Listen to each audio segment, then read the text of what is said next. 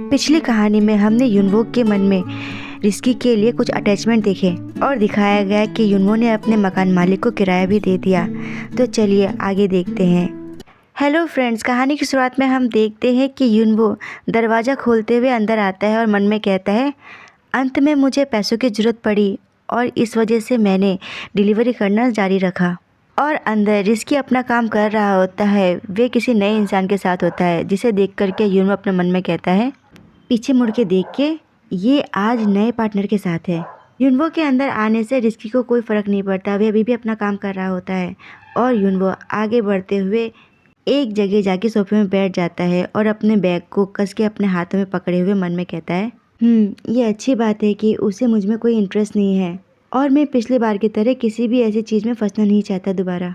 फिर अपने मकान मालिक को याद करते हुए मन में कहता है, अगर मेरी ज़िंदगी में वो परवर्टेड इंसान नहीं होता तो मुझे इस जगह दोबारा नहीं आना पड़ता।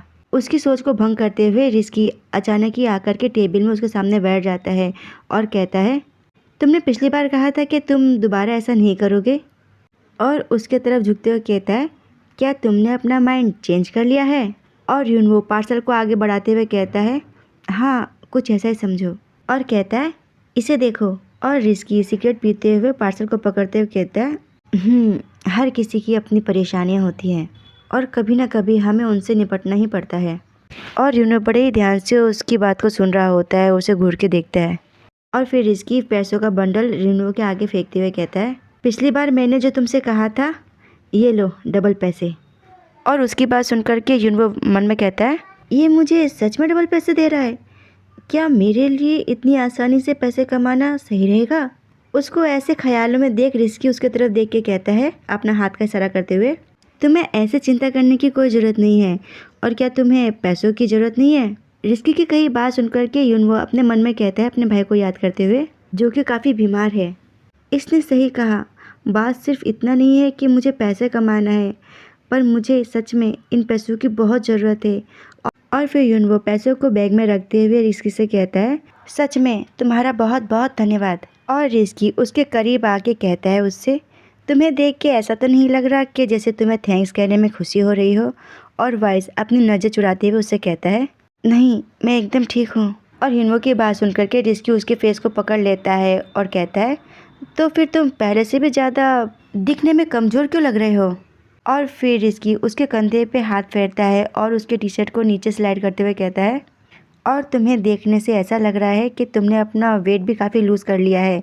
ऐसा कह के उसके टी शर्ट को भी नीचे खींच देता है। फिर वाइस अपने कपड़ों को ठीक करते हुए मन में कहता है, क्या ये मुझे सोचने पे मजबूर कर रहा है। और फिर रिस्की कहता है, अब तुम्हारे पास पैसे तो बहुत हैं, पर तुम ना इससे खाना खाओगे और ना ही कहीं घूमने जाओगे। भूखे रहना और इस तरीके से मेहनत करना ये बहुत बुरा है। रिस्की की बात सुनकर के युनवो को गुस्सा आ जाता है और वो उसे पकड़ के कहता है, क्या तुम जैसे लोग कभी भूखे रहते हो।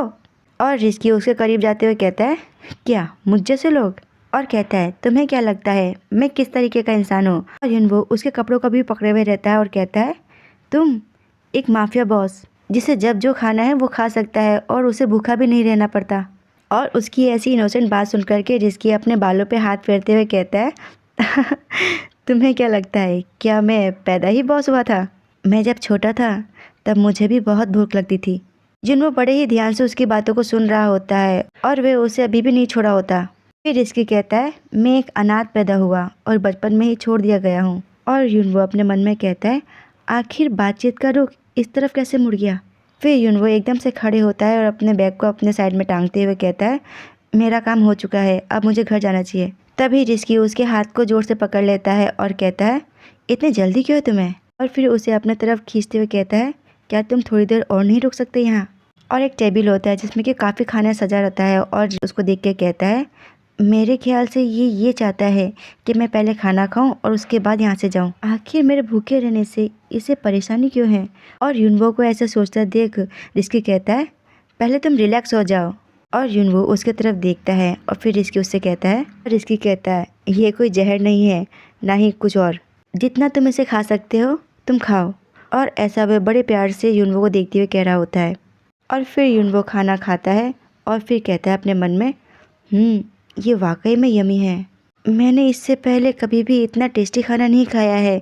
और फिर वे बड़े आराम से खाना खाने लगता है और रिस्की उसे बड़े ध्यान से देख रहा होता है और रिस्की अजीब सी नज़रों से उसे घूर रहा होता है। और फिर हमें दिखाया जाता है कि युनवो ने काफ़ी खाना खा लिया होता है और फिर वो मन में कहता है, यहाँ अभी भी काफ़ी खाना बचा हुआ है, पर मैं इतना फुल हो चुका हूँ कि मैं अब एक निवाला भी नहीं खा सकता और जे भाई को भी ये बहुत ही अच्छा लगेगा। फिर युनवो रिस्की की तरफ देख के उससे कहता है, ये जो खाना बचा हुआ है क्या तुम उसे फेंक दोगे? और रिस्की कहता है, मेरे ख्याल से हाँ। और कहता है, अगर तुम इसे लेके जाना चाहते हो तो तुम लेके जा सकते हो। और उसकी बात सुन कर के युनवो खुश होते हुए कहता है, सच में? Thank you.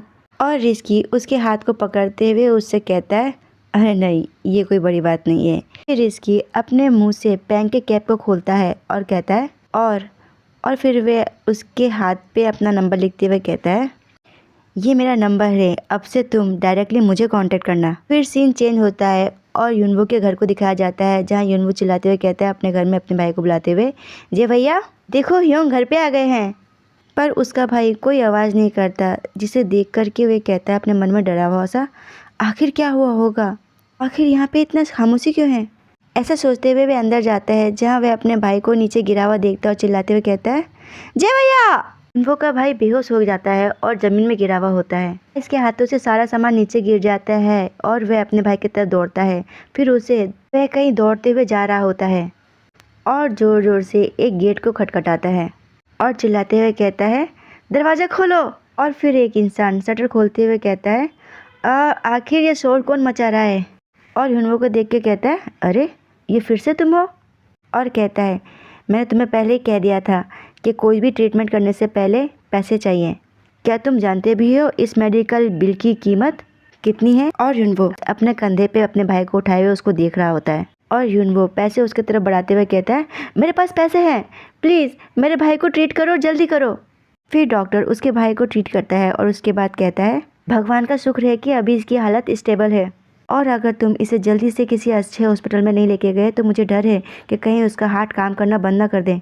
और कहता है, मुझे नहीं पता कि तुम पैसे कहाँ से लाओगे, पर जैसे ही तुम्हारे पास पर्याप्त पैसे आ जाए तुम अपने भाई को अच्छे हॉस्पिटल में एडमिट कर देना। डॉक्टर तो ये बात कह के चला जाता है, पर युनवो की हालत ख़राब हो जाती है।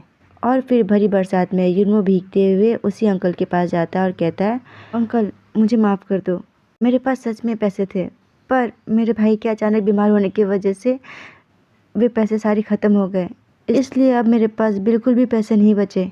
अगर आप मुझे कुछ समय और दे सके तो। और फिर वह लैंडलॉर्ड कहता है, गुस्से में अपनी आंखें दिखाते हुए, ये तुम्हारी परेशानी है और लास्ट टाइम मैंने तुमसे क्या कहा था। और खड़े होते युनवो के कपड़ों को स्लाइड करते हुए कहता है, अगर तुम्हारे पास पैसे ना हो तो तुम्हें अपनी बॉडी से ये पे करना होगा। अंकल की ऐसी हरकत देख करके युनवो को काफ़ी गुस्सा आता है। वे गुस्से में काँपते हुए उसे देखते हुए कहता है, मैं ये पीस ऑफ शिट। फिर उसे अपने हाथों से जोर से धक्का देता है और कहता है, डोंट टच मी। और ऐसा करने की वजह से अंकल को गुस्सा आ जाता है और वह उसे गाल में स्लैप कर देता है और कहता है, आखिर तुम्हारी ऐसे करने की हिम्मत कैसे हुई? और लात से उसे मारते हुए कहता है, तो जल्दी से मुझे पैसे दो। मैं तुम्हारे साथ अच्छा हूँ तो इसका मतलब ये नहीं कि मैं बहुत ईजी हूँ। और युनवो अपने मुंह को साफ करते हुए कहता है उठते हुए, मुझे तुम्हारी बात समझ में आ गई और बाद में मैं तुम्हारे पूरे पैसे पे कर दूंगा, सो डजंट इट मैटर। और मन में कहता है, लोग हमेशा ही ये चाहते हैं कि मैं अपनी बॉडी को बेचूं, पर मैं अपनी बॉडी कम से कम तुम्हें तो नहीं बेचूंगा।